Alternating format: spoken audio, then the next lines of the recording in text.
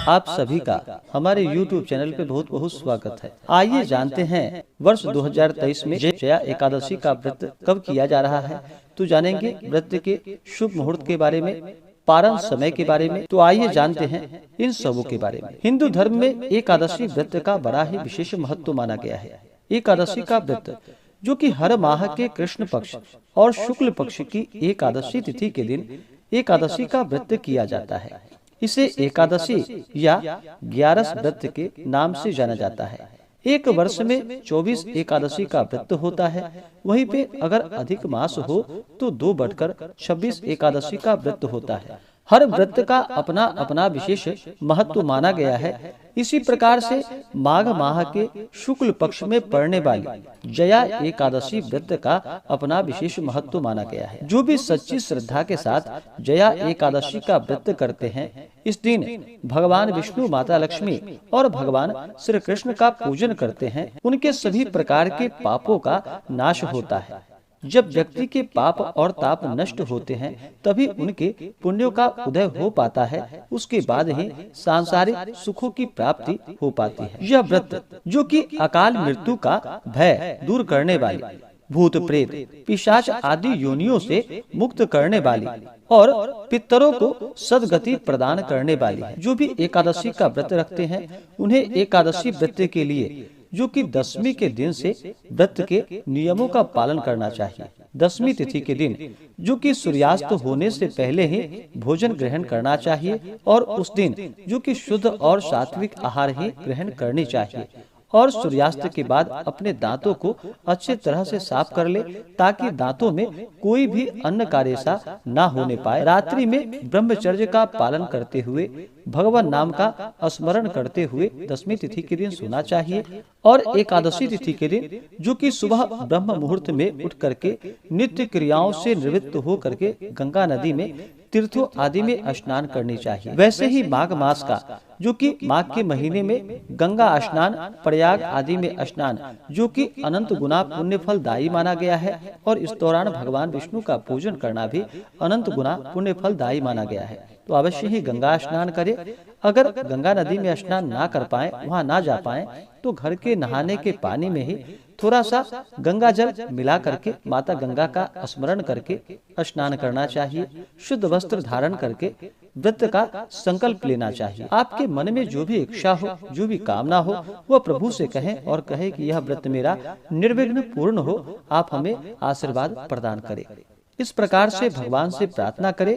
और एकादशी तिथि के दिन जो कि दिन रात्रि उपवास रहते हुए व्रत को धारण करना चाहिए। जो उपवास नहीं रह पाते हैं, जिनका स्वास्थ्य सही ना हो, तो आप चाहें तो एक समय फलाहार का सेवन करके इस व्रत को धारण कर सकते हैं। एकादशी के दिन जो कि भगवान का इस दिन सुबह और शाम के वक्त पूरे विधि विधान के साथ पूजन करना चाहिए। कथा श्रवण करनी चाहिए, भगवान की आरती करनी चाहिए, विष्णु सहस्त्र नाम आदि का पाठ या श्रवण करना चाहिए। इस दिन ओम नमो भगवते वासुदेवाय इन मंत्रों का जप करना चाहिए। इस प्रकार से एकादशी दिन को व्यतीत करनी चाहिए। रात्रि में जागरण करते हुए समय को व्यतीत करना चाहिए। अगर एकादशी के व्रत में रात्रि जागरण करते हैं तो उसका कई गुना पुण्य फल बढ़ जाता है। तो एकादशी के दिन जागरण करनी चाहिए और अगले दिन जाकर के फिर द्वादशी तिथि के दिन सुबह उठकर नित्य क्रियाओं से निवृत्त हो करके स्नान करके शुद्ध वस्त्र धारण करें, भगवान का पूजन और आरती कर लें। उसके बाद ब्राह्मणों को भोजन करवाएं, ब्राह्मणों को दान और दक्षिणा दें, गरीबों को भोजन करवाएं और व्रत का पारण जो कि समय के अनुसार करना चाहिए। तो आइए अब जानते हैं जया एकादशी व्रत के शुभ मुहूर्त के बारे में। माघ मास शुक्ल पक्ष एकादशी तिथि प्रारंभ समय जो कि 31 जनवरी 2023 दिन मंगलवार सुबह 11:56 और एकादशी तिथि की समाप्ति होगी 1 फरवरी 2023 दिन बुधवार दोपहर 2:03 पे। तो हमें सूर्योदय व्यापनी और द्वादशी युक्त एकादशी के लिए जो समय प्राप्त हो रहा है, वह समय 1 फरवरी 2023 दिन बुधवार को प्राप्त हो रहा है। तो इस दिन व्रत को रखा जाएगा और एकादशी व्रत का पारण जो कि हरिवासर समाप्त होने के बाद करना चाहिए। और हरिवासर का समय वह द्वादशी तिथि का पहला चौथाई का हिस्सा यह हरिवासर का होता है, तो हरिवासर के दौरान व्रत का पारण नहीं करनी चाहिए। तो द्वादशी तिथि की जो समाप्ति है वह 2 फरवरी 2023 दिन गुरुवार शाम 4:27 पे द्वादशी तिथि की समाप्ति है। तो व्रत का जो पारण किया जाएगा वह 2 फरवरी 2023 दिन गुरुवार सुबह 7:01 से सुबह 9:19 तक एकादशी व्रत का पारण किया जाएगा। इस बार जया एकादशी व्रत का पारण जो कि गौ दुग्धेन पारणम यानी कि गाय के दूध से व्रत का पारण किया जाएगा। आप चाहें तो तुलसी दल और जल से भी व्रत का पारण कर सकते हैं। एकादशी तिथि के दिन सूर्योदय का जो समय होगा वह समय सुबह 6:41 और सूर्यास्त शाम 5:42। योग जो कि इंद्र योग सुबह 11:27 तक, उसके बाद वैधृति योग एकादशी तिथि के दिन होगा। नक्षत्र जो कि मृगशिरा नक्षत्र रात्रि 3:23 तक, उसके बाद आद्रा नक्षत्र। राहु काल का जो समय होगा एकादशी तिथि के दिन, राहु काल समय के दौरान कोई भी शुभ कार्य या नया कार्य या पूजन आदि का कार्य नहीं करना चाहिए, तो इस बात का ध्यान रखना चाहिए। तो राहु काल का जो समय होगा एकादशी तिथि के दिन वह समय दोपहर 12:11 से दोपहर 1:34 तक राहु काल का समय होगा। तो इस दौरान पूजन आदि का कार्य बिल्कुल भी ना करें, इससे पहले या इसके बाद ही पूजन आदि का कार्य करनी चाहिए। और एकादशी तिथि के दिन जो कि भगवान विष्णु, माता लक्ष्मी, भगवान श्री कृष्ण का पूरे विधि विधान के साथ पंचोपचार या कोटोपचार पूजन विधि के द्वारा भगवान का पूजन करना चाहिए।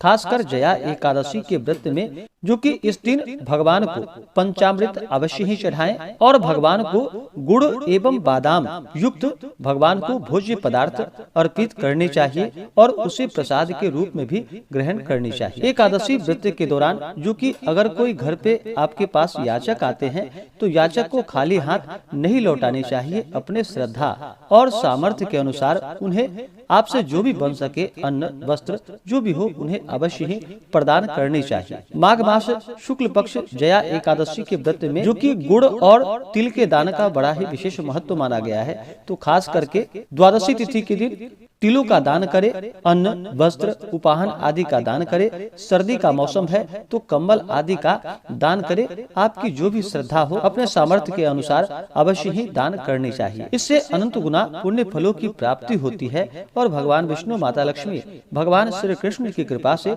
सभी प्रकार के पापों का नाश होता है, सुख समृद्धि की प्राप्ति होती है और अंत में फिर मोक्ष की प्राप्ति होती है। तो हम अब अगले वीडियो में जानेंगे जया एकादशी व्रत के संपूर्ण पूजन विधि के बारे में। अब तक के लिए इतना ही।